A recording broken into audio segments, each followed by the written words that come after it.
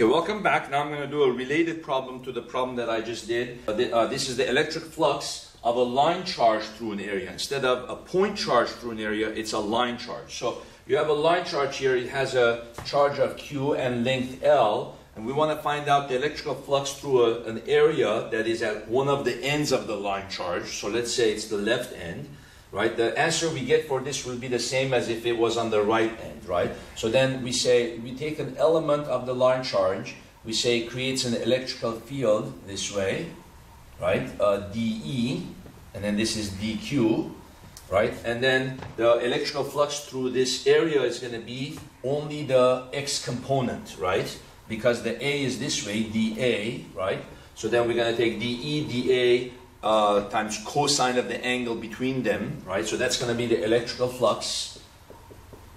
It's going to be A times dE, A times dA times cosine of theta. Okay, so the first goal to do is to find out what the flux would be through one of these rings, through a single ring. So I'm going to first derive this by integrating over the whole line charge, right?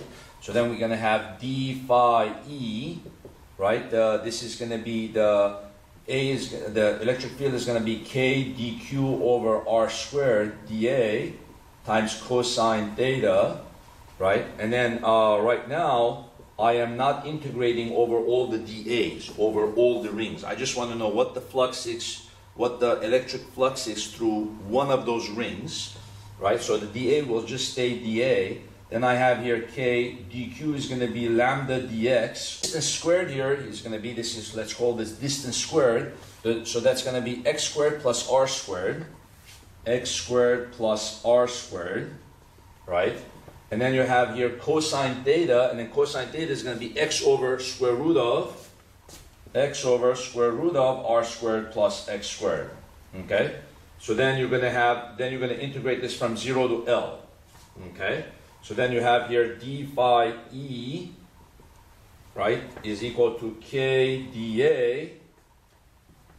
And then the lambda comes out of the integral, and then we have here x dx over x squared plus r squared to the 3/2 power from 0 to L.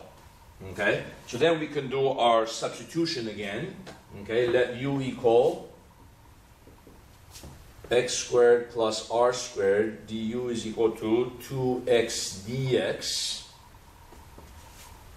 Okay, and then so you're going to have here d phi E is going to be K dA times lambda.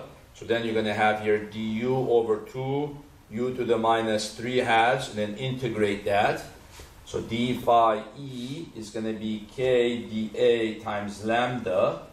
Then you're going to have here 1/2 u to the minus half over minus half, and then the 2 cancels. So d phi E is going to be K dA lambda, and then just one of the rings is going to be what? So then you have here, so that's the flux just through one of the rings, right? Now I can integrate over all of the rings to find the total flux. Okay? So then we can say here,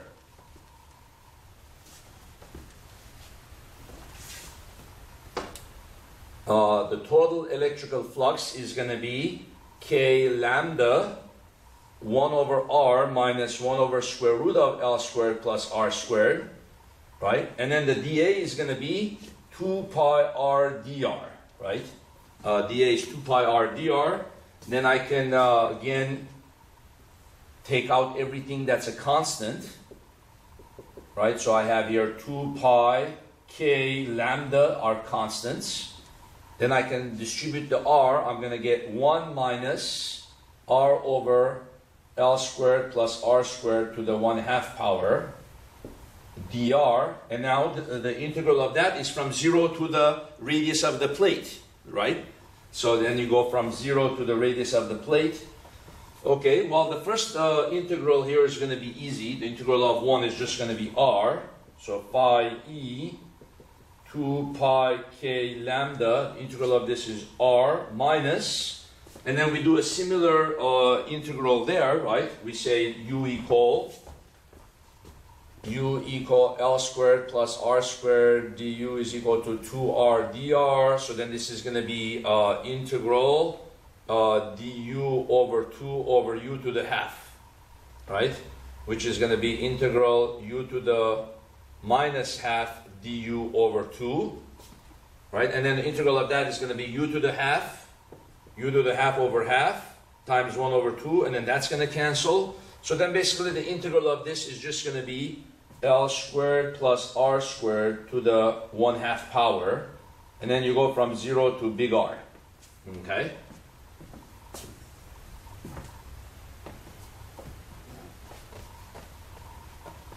Okay, so then you have here the total flux is going to be 2 pi k lambda. So then you put the big R here, it's going to get L. So this is the general result for any line charge of any length, right? And then any plate at one of the ends. This will give you the electrical flux, right? Now, if the line charge is a very, very long line charge, if its length is much longer than the radius of that plate, then what's going to happen? So if L is much, much larger than R, what's going to happen?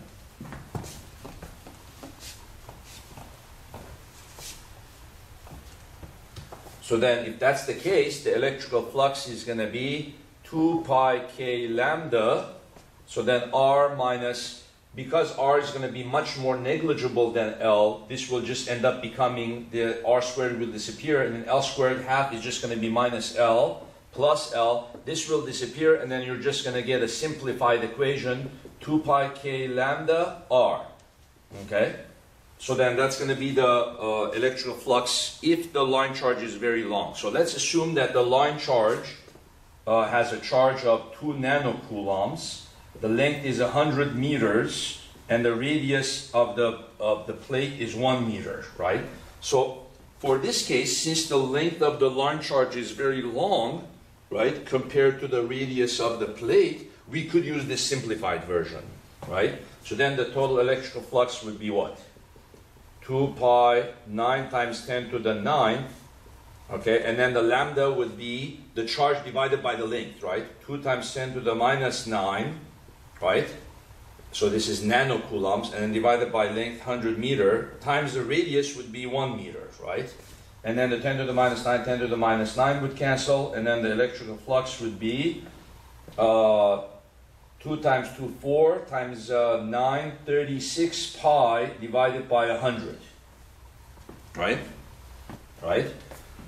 But if the length was, let's say, 2 meters, right? If the length of the line charge was 2 meters, the radius of the plate was 1 meter, this equation will give us an answer, but it will be inaccurate, because it applies only if the length is much, much longer than the radius, right? So then we would have to use this equation, okay, to give us the flux.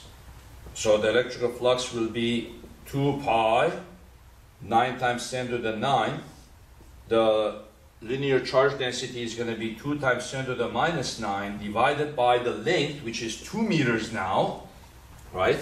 So then we have here the radius 1, okay, minus square root of, what will this be?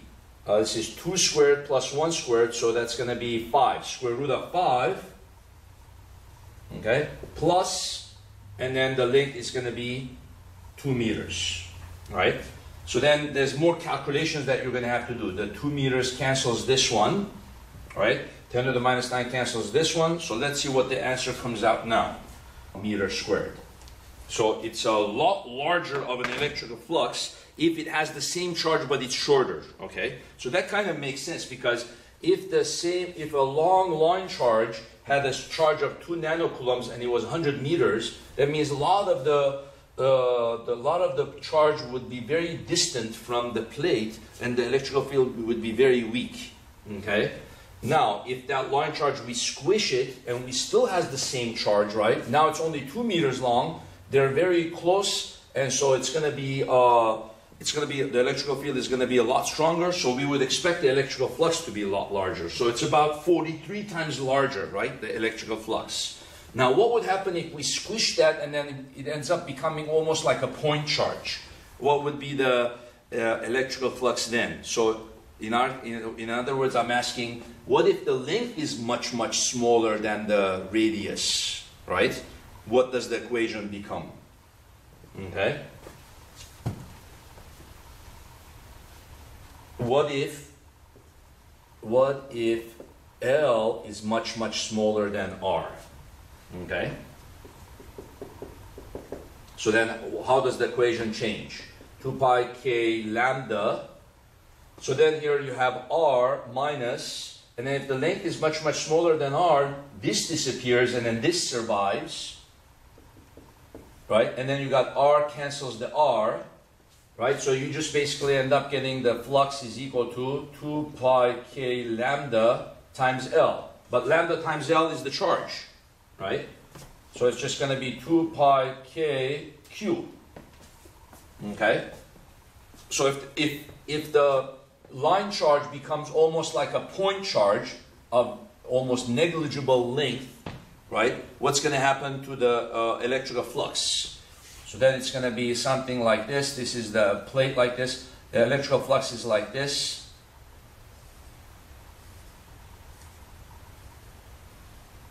Like that. Right? So it's almost kind of like the line charge is centered at the plate, right? Do we expect the electrical field to be, the electrical flux to be smaller or bigger, right? So let's use the same charge, right? So the electrical flux is going to be 2 pi 9 times 10 to the 9. So let's say the charge of the line charge was still 2 nanocoulombs, right? 2 times 10 to the minus 9. This would cancel this, and then the electrical flux would be what? 2 times 2, 4. Okay, so 4 times 9, 36 pi. So now actually the electrical flux is a lot larger. 36 pi.